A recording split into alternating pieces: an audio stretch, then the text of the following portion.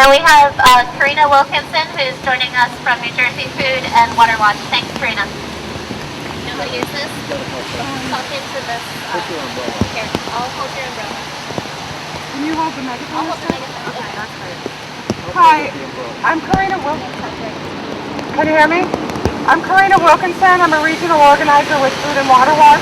We're a consumer advocacy group that works to challenge corporate abuse of our food and water resources.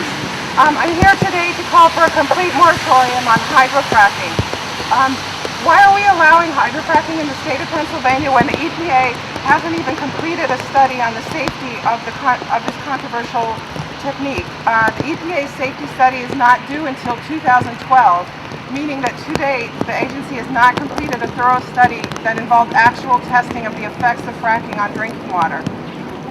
We know, as discussed earlier, it relies on a mixture of water and chemicals, many of which are toxic. We know that the chemicals, along with the methane produced by the fracturing of shale, is not something we want in our groundwater supply, as many Pennsylvanians have learned the hard way. Just ask the 6 or so families that had to be evacuated for 39 days in McKean County because of the gas buildup in their water supply and buildings. This was caused by an overpressurized nearby gas wells. And sadly, there's no federal requirement that the amount or type of chemicals used be disclosed to the public.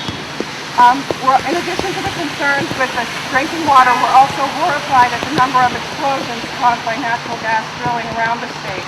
Just this past June, an explosion caused gas and wastewater to spew for 16 hours in a 75-foot plume in Fairfield County.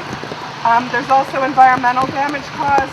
The wastewater generated by the industry is set to double since 2008, reaching 19 million gallons per day by next year. The wastewater is being treated by standard sewage treatment plants that are not designed to deal with the toxins introduced by fracking.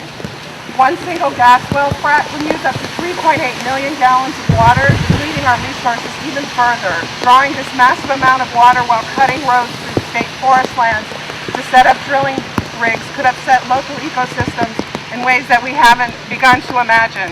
Knowing all this, why should hydrofracking be exempt from the Safe Drinking Water Act? And why should the oil and gas industry enjoy exemptions from the Clean Water Act, Clean Air Act, and Superfund law?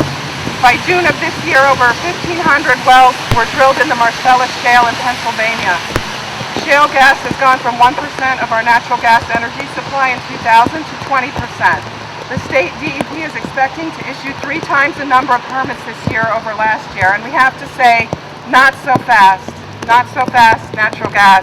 Gas drilling has a potential to contaminate water for millions of households, restaurants, and farms in Pennsylvania and New Jersey. We must call on Pennsylvania and federal lawmakers to stop the industry's rush to drill and instead invest in renewable alternative energy to prevent damage to the country's water resources, human health, and the environment. We all have the right to safe, clean drinking water. Thanks for your time. Thank you, Karina.